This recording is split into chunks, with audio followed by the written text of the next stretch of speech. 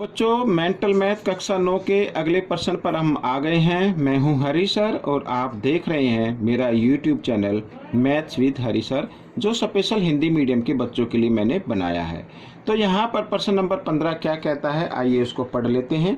देखो बच्चों, प्रश्न नंबर 15 बहुत ही आसान है, इम्पोर्टेंट भी है। लिखा समांतर चतुर्भुज ABCD का क्षेत्रफल 134 सेंटीमीटर वर्ग है। यदि भुजा AB को E तक बढ़ाया जाए तो यहाँ पर ये आपके जो हिंदी का मेंटल मैथ है उसमें ABC लिखा हुआ है और जो इंग्लिश का उसमें CDE लिखा हुआ है। तो यहाँ पर ABC को मैंने काट कर इसको करेक्शन कर दिया है, तो आप इसको CDE लिख ले। तो CDE का क्षेत्रफल हमें ज्ञात करना है और आइए करना शुरू करते हैं। तो यहाँ पर ये मैंने पहले से बना के रखा हुआ है और इसको करना शुरू करेंगे अब हम।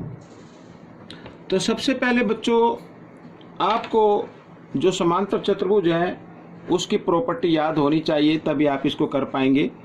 तो सबसे पहले लिख लेते हैं समांतर चतुर्भुज ABCD का क्षेत्रफल, ये लिख लिया हमने, जो दिया हुआ है 134 सेंटीमीटर वर्ग। ठीक है, ये तो याद रखना है आपको। अब इसमें देखो, यहाँ पर AB को प्रोड्यूस किया गया है तो इसका मतलब इसका कोई ना कोई महत्व है। और यहाँ पर फिर जो हमें ज्ञात करना है त्रिभुज CDE, ठीक है, उसमें ये CE लग रही है।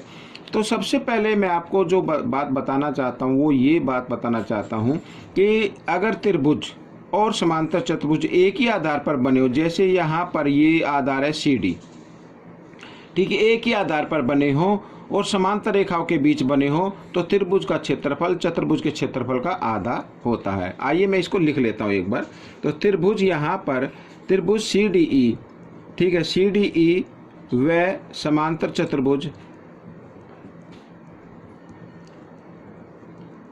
समांतर चतुर्भुज ABCD एक ही आधार और ये आधार आपको लिखना पड़ेगा। ठीक है, एक ही आधार, कौन सा आधार? CD, व एक ही समांतर रेखाओं के बीच, एक ही, ये भी आपको लिखना पड़ेगा, समांतर रेखाओं के बीच बने हैं, समांतर रेखाओं के बीच वो भी लिख लो, AB समांतर CD बने हैं। इसको मैं यहाँ पर लिख देता हूँ। ठीक है, तो त्रिभुज का क्षेत्रफल यानी क्षेत्रफल त्रिभुज CDE का क्षेत्रफल बराबर होगा आधा समांतर चतुर्भुज ABCD के क्षेत्रफल के बराबर होगा। ठीक है, यहाँ पर ये लिख दिया मैंने क्षेत्रफल इस तरीके से। तो अब सबसे पहले देखो, क्षेत्रफल त्रिभुज CDE, ठीक है बराबर बच्चों।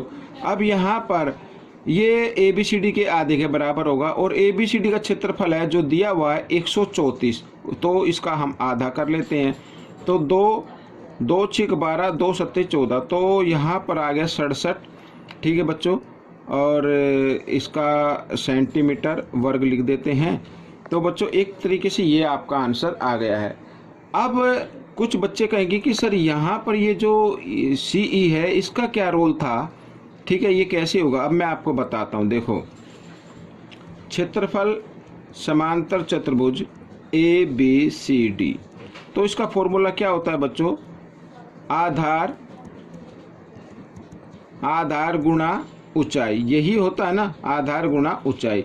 तो ऊंचाई बच्चों, ये ऊंचाई मानी जाएगी। यहाँ पर देखो समांतर चतुर्भुज में तो नहीं है, लेकिन अलग से उसी दोनों समांतर रेखाओं के बीच में अगर कोई डिस्टेंस दी हुई है तो वो ही ऊंचाई होती है। तो यहाँ पर ये ऊंचाई हो गई। अब अगर हम निकाले यहाँ पर क्षेत्रफल त्रिभुज CDE का क्षेत्रफल, ठीक है, सॉरी यहाँ पर रख देते हैं, तो क्या होता है 1/2 आधार गुणा ऊंचाई, ये होता फार्मूला। तो आधार तो यहाँ पर आप कहेंगे कि अलग अलग है, जी हाँ, इसका AB है और यहाँ पर CD है, लेकिन समांतर चतुर्भुज की सम्मुख भुजाएं क्या होती है? बराबर होती है। तो AB की जगह CD लिखा जा सकता है और ऊंचाई तो वही है ही यहाँ पर। ठीक है, तो इस तरीके से ये आपका आंसर आ गया है। तो बच्चों ये प्रश्न आपका हल हो गया। आपको कैसा लगा मुझे ज़रूर बताना और मेरी वीडियो को देखने के लिए आप सभी बच्चों का बहुत बहुत धन्यवाद।